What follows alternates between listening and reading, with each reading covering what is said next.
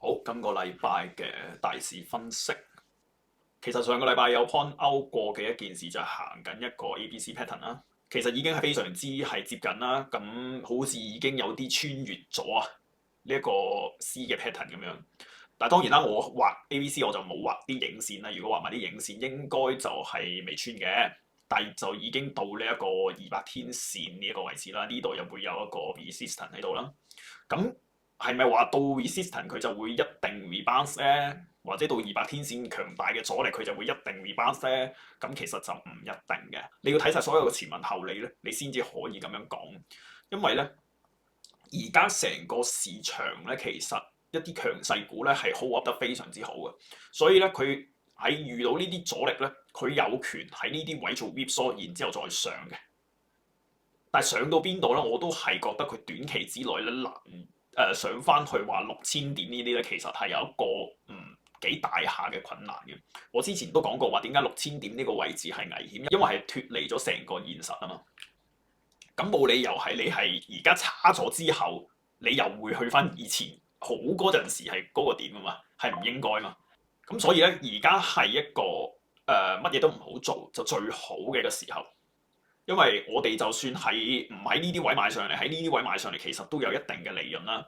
咁當然你如果係喺呢一個月虧損好大嘅，咁冇辦法啦。咁我係講咗呢個有半年以上嗰個市場嘅風險噶嘛。咁喺1月嘅時候都有人同我拗緊，佢話 Nvidia 一定會喺破頂再破頂嘅。咁你而家係咪個 rebound 係勁嘅？問題同你嗰陣時同我1月嘅時候，可能係104蚊同我拗緊嘅時候差得遠啦，係咪啊？OK。再睇埋 QQ 去到200天線㗎啦，咁佢反彈係科技股，當然係反彈得比較強勢一啲啦，hold up 得唔錯嘅，咁佢亦都係好大機會咧，係翻落嚟少少 whipsaw 一下嘅。直接突破200天線唔係話唔得，但係佢如果突然間好快咁上嘅話咧，佢可能會突然間一日咧，好似呢啲咁樣啊，比較大咁拉翻落嚟嘅，係你到時又係一個睇你會俾人夾咯。你睇埋羅素二千，羅素二千呢啲線啊，係我上個禮拜畫㗎。你見到呢個咧，基本上係同我上個禮拜畫嘅形狀係一模一樣咁樣上。當然佢穿越咗50天線啦，但係其實都係喺嗰個位置附近啦。因為我上個禮拜都講緊，市場連呢啲中小型股都令到佢升嘅時候，其實佢係要take 個 risk 嘅。咁你睇翻咧，呢一個係比較明顯一種叫做牛市形態嘅上升。我唔係話而家已經結束咗熊市係牛市啊。我覺得而家都係一個叫做熊市嘅反彈啫，但係呢度咧，你係睇得到咧，真正嘅熊市係咁樣嘅波幅嘅，牛市咧係咁樣嘅波幅嘅。一樣係我之前嘅影片已經講過，但係之前係舉一啲之前嘅例子啦。咁而家呢個相對新鮮一啲，但係係咪話已經解除警報冇事所有嘢恢復正常咁？我覺得係要觀望嘅。OK。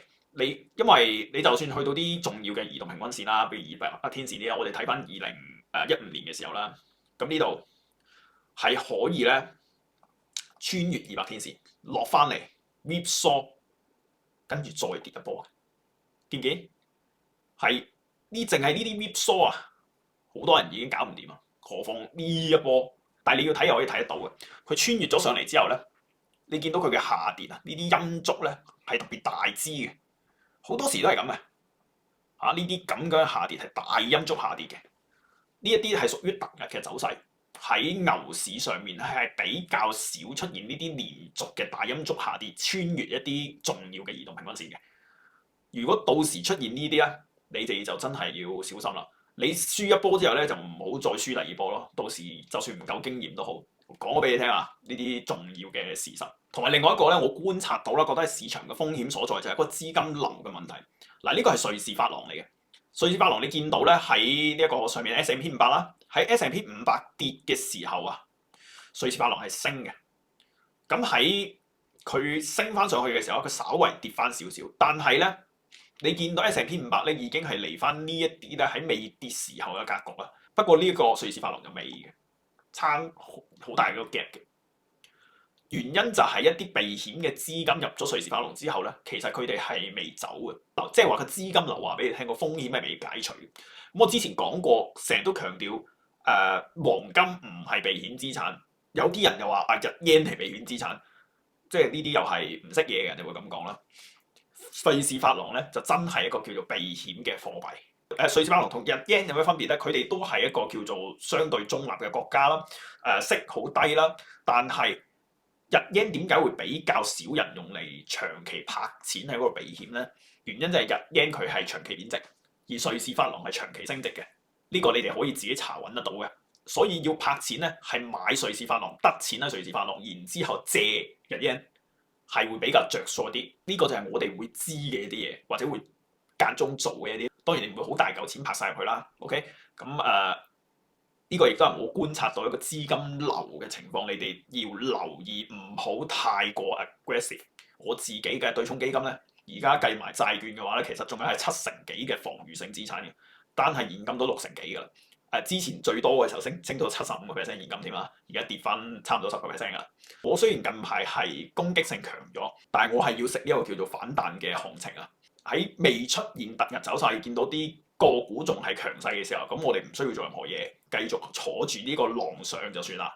但係一旦出現一啲好奇怪、好突兀嘅走勢嘅話咧，我哋就會響起警報嘅。今日再搞多一樣嘢，就係 price action。有2隻股票係我自己 mention 過，包括喺 Facebook 上面，一隻係喺影片上面 mention 過 ，Facebook 亦都有跟進過。呢隻你睇翻入線圖咧，佢嘅下跌呢個 price action 咧，我會話俾你聽，呢個係一個健康嘅 price action。佢呢個下跌啦，你見到去到就算睇日線圖你都睇到，去到呢個10天線嘅時候即時出現反應。睇翻呢個小時圖咧，其實更清楚。呢一日9點半呢度，佢係低開，然之後高走，第二支陰燭係俾第一支包住嘅。跟住係一路升翻上去所有嘅 MA 上面收市，而且咧你見到呢一隻係出現一個旗形，所以佢喺呢個位咧其實係一個進場點嚟添。另外一隻嘅股票 GH 呢隻嘢，呢一隻嘢係我有進場，咁我喺 Facebook 已經講過係要止損，因為 price action 唔啱。咁喺邊度睇到佢唔啱？你見到佢呢一支陰燭咧係影線穿到嚟20 MA 啫，但係最尾係收翻喺10 MA 嗰度嘅喎。其實唔係話就咁睇陰陽燭好似唔係真係好差喎。第一樣嘢。喺日線圖可以睇到嘅，2日3日都係大成交量嘅下跌。OK， 呢個係第一樣嘢。第二樣嘢，你翻去一啲叫做低 time frame 嘅圖表睇下，呢個係小時圖嚟嘅。呢一個位置係開市，即係琴日嘅開市啦，大陰燭。然之後呢一支都算數啦，第二支嘅大陰燭，而且第二支嘅大陰燭咧係同呢一個第一支咧幾乎係冇重疊嘅，影線唔計啊，個燭身係冇重疊嘅，呢一種係好差嘅 price action 嚟嘅。你同前面唔同，前面呢一日咧其實唔係咁好啊，因為佢大陽燭上升之後咧，大成交量拉回，然之後後面咧都冇繼續上升上去，佢唔升其實已經係一個錯誤嚟㗎啦。但係佢 hold up 晒喺所有嘅 MA 之上，你都仲可以原諒佢。但係第二日一下插穿咗所有佢係 hold up 嘅 MA 啦，第二支收喺第二個鐘頭收喺所有嘅 MA 之下啦，第3個鐘頭上升呢一支嘅陽燭。係冇穿過翻第上個鐘頭嗰支陽燭上翻嚟啦，而且你見到後面咧都係冇成交量嘅。當然我喺第2、第3個鐘頭就已經止損咗，你見到佢收喺所有嘅 MA 之下，除咗200 MA 啦。咁呢個雖然佢仲係喺一 hold up 緊係一個 support area 嘅位置，但係呢一種價格行為係完全錯嘅，而且佢亦都打穿咗我嘅止損嘅。咁呢個就係一個唔靚嘅 price action。呢啲知識係好重要啊！你點樣轉 time frame 去到睇佢嘅 price action？ 如果你學得多識睇呢啲 price action 嘅話咧，你就唔使咁糾結話呢隻跌喎，我應該點做咧？呢隻跌我又止唔止損好咧？